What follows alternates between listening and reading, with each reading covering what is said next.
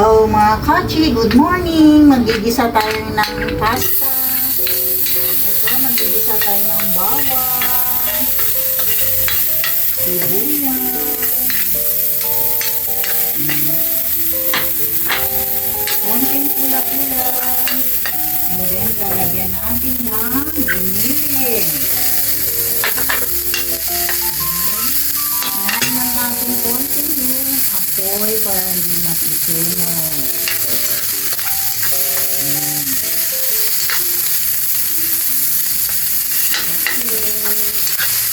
Kailangan i-brown natin yung giniling.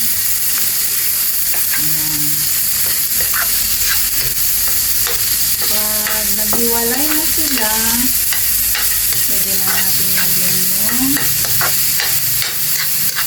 paminta para mawala yung amoy ng baboy.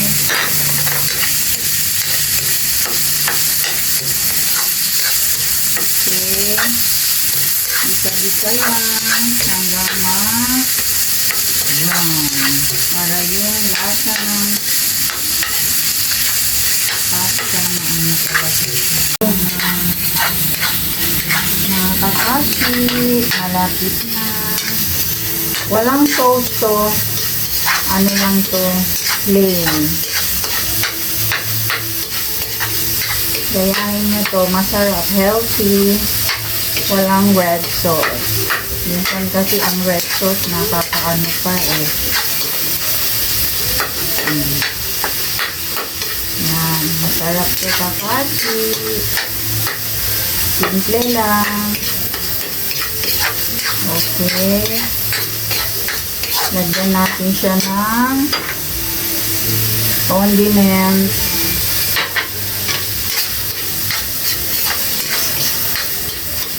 Lagyan natin siya ng konting sugar. Yan. Halo-halo lang. Lagyan natin konting apoy.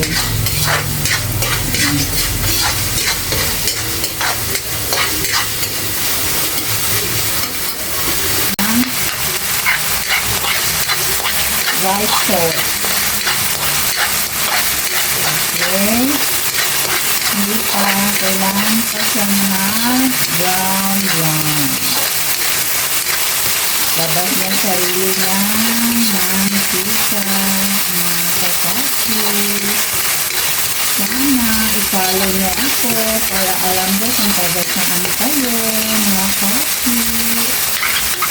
Simple ko. Pero masarap. Okay. Lagyan na natin ng sabaw.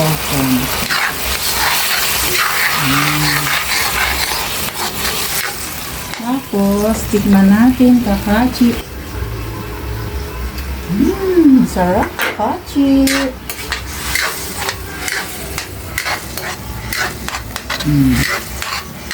Pakuluan natin ng konti.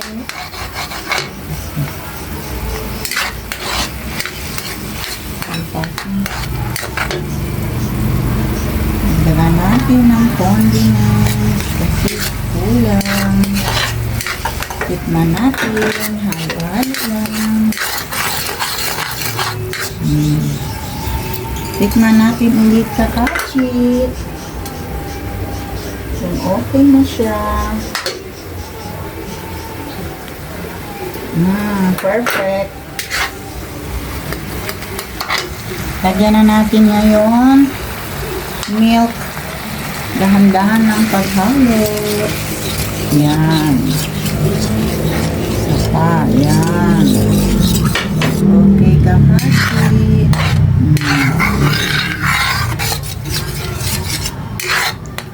Pakuluan natin siya para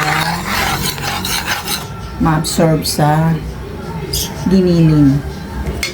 And then, lalagyan natin siya ng konting sili para masarap.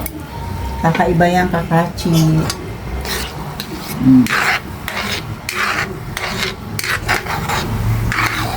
Yes, and then, antay natin ilang minuto para kumulo siya kakachi.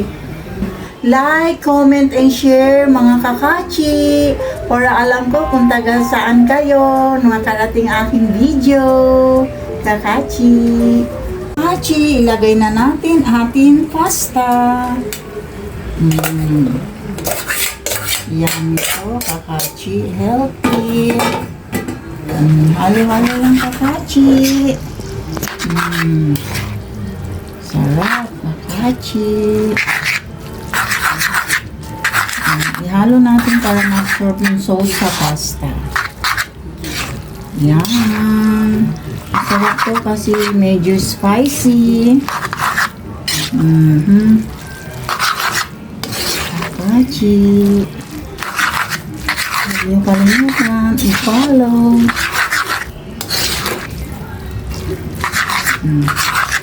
Okay na kakachi. So, i-off na natin.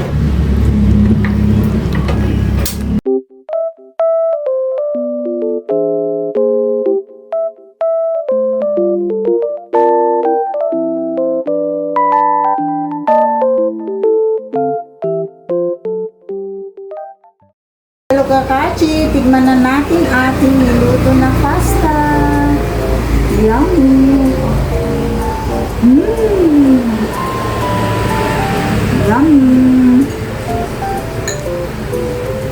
Huwag kalimutan i-follow si Kachi. Napakasarap. Spicy.